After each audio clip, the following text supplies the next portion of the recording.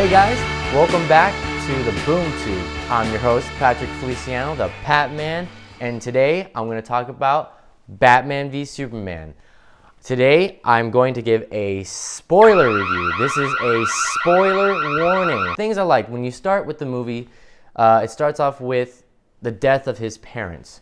Lots of people kind of had issues with that. They kind of felt like, why do we need to see his origin story again? But at the same time, the way it was portrayed, I actually kind of liked that aspect. I liked the way it looked.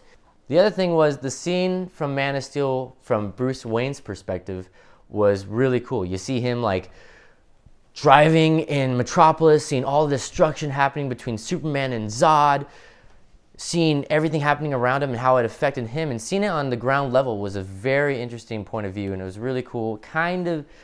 You kind of get why Batman feels the way he feels about Superman. Visually, it looked amazing. It looked really cool to watch. There were some scenes that were very iconic. When you see Superman saving a girl in a burning building, you see him smiling. The music playing with it was actually very touching. And with Batman as well. There's a scene when police officers are in Gotham. They go inside an abandoned building that it looks like. They find a couple prisoners. The prisoners are saying, "Oh, it saved us. It saved us. This creature, the monster. It's still here though. It's still here." And one of the police officers goes upstairs and he sees that there's a branded criminal chained up to the wall. And when he peers around the corner, Batman is just mounted in the corner like some demonic figure. And the cop starts shooting at him and he just sort of scatters away like a shadow and shoots up into the ceiling. And that was like cool to see. It looked creepy. It's the first time I've ever, since Batman Begins, since I've seen Batman portrayed in almost a creature-like state where he's not exactly human. You're not sure what he's like. So I thought that was really, really cool. I like the fact that Batman has actually been Batman for 20 years. He hasn't really stopped being Batman, and he has just continued it, and he feels like he can't stop because that's deep down who he is. And I thought Gal Gadot was really cool as Wonder Woman. She wasn't in there for very long, but when she was in there, she was actually pretty good. She was decent. She was better than I anticipated. So I'm excited to see more of that. So first off, like what I'm gonna get into, like when I said Batman was awesome, he is really close to the comic books. Visually, he looks a lot like Batman. There are lots of Batman iconic moments visually that look cool. But the thing that bothered me was that he would counteract it almost like he was bipolar. He'd be sort of logical, and then he wouldn't be. He'd be super illogical. He'd be irrational. He'd be brash. And it didn't make sense for the detective that Batman should be. Batman is the kind of person that would actually try to preserve life as much as possible. Make sure that keep people out of harm as much as possible. That's usually like his thing. He'd rather be more stealth-like than just bursting through things. And there's a scene there, which in the beginning, it's iconic. It's from The Dark Knight Returns, written by Frank Miller, where you just see him standing on this crane with a rifle, and he uses the rifle to shoot a tracker onto one of the vans with kryptonite. And I was like, oh, okay, that makes sense. He's gonna follow it there, and then he's gonna steal it. Oh, cool. But then out of nowhere, Batman brings his Batmobile out and then just starts plowing through people. And that was the moment too where I was like, so he's a killer in this. He's shooting people. I guess his rule of like no killings, no guns is just out of the fucking water because that's just done with. You could have just secretly followed it and avoided all of this collateral damage. You didn't have to like kill all those people. You could have just followed it and it would have been fine. And then another thing that bugged me was the fact that you can tell Henry Cavill has potential to be Superman, and that he could be a true symbol of hope and be uplifting and positive and really show people what it's like to be a hero, you know? But instead, he lets this really, really, really dark, depressing world that they've created for the DC universe, and they've let him get consumed by it. And now he is mopey, and he is depressing. He lets everyone get to him. Superman is not the kind of guy who would just let things like that bug him. He would understand that like people are jaded, but he's there to show the light, you know? And I felt like that was a missed opportunity with this character. They really did not hit the mark there. Another thing that really bugged me was in the courthouse when he's at City Hall and they are questioning Superman for these deaths that happened in Africa. For some reason, they're blaming him for that because people got shot. I don't understand how Superman was getting blamed for that because I don't think he'd ever use bullets. He goes there, and the senator, she is questioning Superman, telling him, like, you have to abide by these laws. You have to abide by the laws by all humans, just like any of us. So it's completely dead silent for a while there while she's looking at this jar of piss. And then out of nowhere, this guy who got hurt during the destruction in Man of Steel, who's in a wheelchair now and is kind of like, oh, I want to confront him. I want to confront Superman. He then blows up because Lex puts a bomb in his wheelchair and kills everybody in the city hall. And you're telling me Superman, the guy with super hearing, couldn't even hear the bomb. It was a touching, sad moment, but at the same time, I was like, there's already so many sad moments with this character. Okay, Jesse Eisenberg's Lex Luthor in this.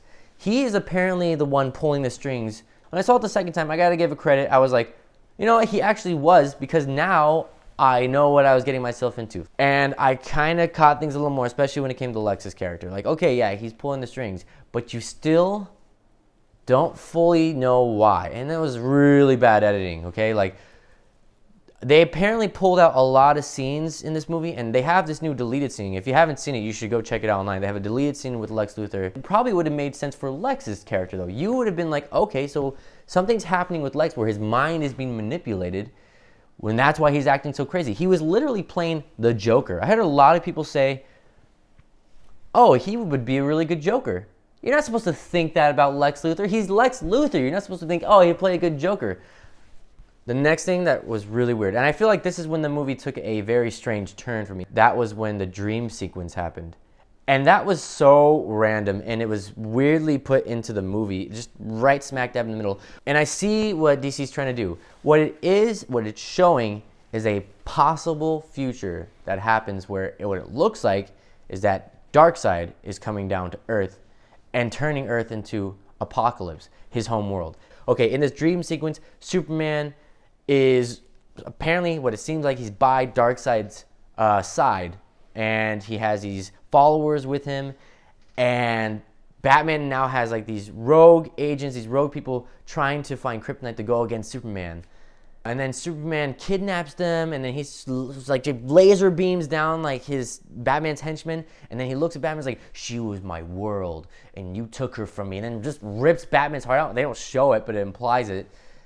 And you're like, what the fuck was that? That was really fucking out of nowhere. And then he wakes up. Next thing you know, there's a weird guy coming out of a portal. And if you don't read comic books, and even I read comic books, and I was like, who the hell is that? But it's the Flash. And he's like, you were right about him. You were right all along. Lois is the key. And you're like, what the fuck is going on now? You're just blowing your load all over the fucking place, and you're just not giving any foreplay. You could have saved all of these things for future movies when we actually get more invested in the characters. Instead, you just threw it all into this. You had 3 years. The thing is, they had 3 years to make this movie, and it still came out poorly edited. There are great moments with Superman, there are great moments with Batman, great moments with Wonder Woman, but when it comes down to the real characterization of them, Batman isn't very logical. He isn't the detective that you think he would be. He's extremely emotional. Okay, that's the other thing. When the fight happens between Batman and Superman, it seemed like Batman was drunk, because it came up out of nowhere. Batman's just working out, and that was a weird scene too. Batman just working out like, oh, I gotta get pumped, I'm gonna take him on. He's just working out, taking shots. Like, Alfred's like, Master Wayne, you're getting too far with this. And he's like, shut up, Alfred, my parents are dead. And he's just lifting weights and doing shots, gets in his armor. Alfred's afraid he's gonna get a DUI now. He just gets out there and starts setting up his shit to fight Superman. You're like, oh, okay, so they're fighting now. And then when it starts happening, Superman sort of tries to like convince Bruce, hey man, like something's happening, I need your help. Batman's just not listening. He's like, nope, fuck you. And he just tries to fucking destroy him. There is no purpose to this fight. It could have literally ended in like a conversation. They could have talked and been like, he could be like, hey Bruce, my mom has been kidnapped by Lex Luthor. He's gonna kill her if I don't find out where she is. I need your help. He would have been like, oh, you got a mom, she's been kidnapped. All right, okay, well, I see you in a different light now. I guess you're a human being. All right, so I'll help you out. Like, but the way the fight ends. It ends with Superman saying, he's going to kill Martha. You need to save Martha. And Bruce is all like, what are you gonna do? Ah! And he's like starts yelling at him like, what the fuck? And then she's like, oh, it's his mother, it's his mother. And he has this flashback back to his parents dying, how his dad's last words were Martha. We're buddies now. He even calls him his friend all of a sudden. He helps him up like, oh, I'll fucking save your mom. Like, you know, not another Martha will die. I was like, if I was Superman, I feel like I'd be really freaked out about the guy. I'd be like, whoa, dude, you need some serious help. You are probably bipolar or something because you were about to stab me in the throat and now you're my best friend? What? It was a weak point for them to become friends in that kind of way. This whole movie just doesn't flow well. And Lex then awakens his Doomsday. He's taken Zod's body and he's turned it into the Doomsday creature. Which when that happened, right away I was like, I know where this is going. They're going to do the death of Superman as well. They're going to do the death of Superman. The only reason you would bring Doomsday into this story is if you're going to kill off Superman. And the fight itself was stupid as well. It could have been ended in a much easier way. You see Wonder Woman going up against Doomsday and holding her own pretty well. Batman's behind rubble. And he kind of stands up and just starts watching like, whoa. It doesn't do anything. Dude, before he sees Doomsday and he's like, the Kryptonite spear. We got to get it. And you're like, Batman, go get the spear, dude. What are you doing? Like, but then in the end, Superman comes to this point where he's like, oh, you know what? I'm going to take this spear and I'm going to kill Doomsday and probably kill myself in the process. Love you, Lois. See you later. That could have totally, there were so many other ways where it could have been avoided. Superman decides to take it upon himself to sacrifice himself and kill himself. And it was done in such a unheroic, kind of sad way where I didn't see it as heroics. I saw it as Superman finally giving up. When he actually dies, when he gets killed by Doomsday after getting stabbed in the chest, I didn't feel like, oh, it was a worthwhile death that made sense. It felt kind of meaningless and empty and hollow. The death of Superman in the comic books was important to people because he had already been an established hero and everybody knew how great he already was. People had grown up with him. People had loved him. He saved multiple people. People understood that he was there for the world. So when his death did happen, it was much more impactful. And that was just, it was sad. It was sad to watch and not in a very good way. It was poorly done and it was kind of disgraceful. And yeah, the other thing that I had problems with was the Justice League introductions. You showed them in emails and that was kind of weird. It was like, if you really think about it, Lex Luthor forms the Justice League. He decides, I'm going to pit Superman and Batman against each other and try to make them fight and kill each other. But in doing so, he brought them together and now they're friends. And then Lex, he's been studying metahumans and he has this email with the Flash and Aquaman and Cyborg and a picture of Wonder Woman back in 1918 when she was in World War I. And you know what the funny thing is in the emails too? He has their symbols with them. It's like, shows the Flash, Flash's symbol, Aquaman symbol, Cyborg symbol, Wonder Woman symbol. It was like, okay, so if Lex just didn't follow the metahumans and if he just didn't try to pit Batman and Superman against each other, the whole thing could have totally been avoided. And because he did that, now the Justice League's gonna start some of his greatest enemies, and it's all his fault. Plus that Aquaman scene, what the hell was up with that? Like, that was really weird. It was like a Pantene commercial or something. Like a shampoo Head and Shoulders commercial. He just comes out all awkward and he's like, what's up?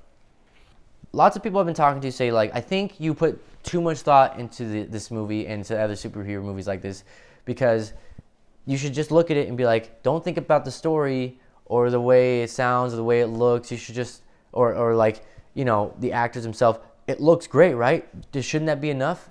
No. We comic book fans get upset when this kind of thing happens in these superhero movies because we know the potential. We know the amazing stories told about these characters, and that's why they're so beloved. So now, on to what I hope. Hope. And that's something this movie was sadly lacking, was a lot of hope. So what I'm hoping for in the next movie is that it has more hope. And please, when Superman comes back from the dead, make him more confident in himself. That's all I'm hoping. I hope that Superman actually is a little more confident in his powers and who he is. And I hope Wonder Woman's great. I really think she has potential. I hope that movie's good. I really want to see Suicide Squad. That actually looks more intriguing to me than the Batman v Superman movie. That's just my thoughts on it.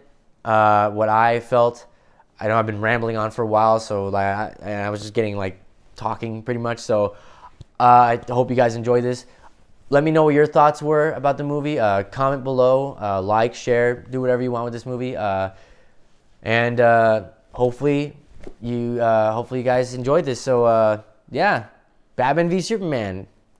Go out and see it, I guess. Somebody wants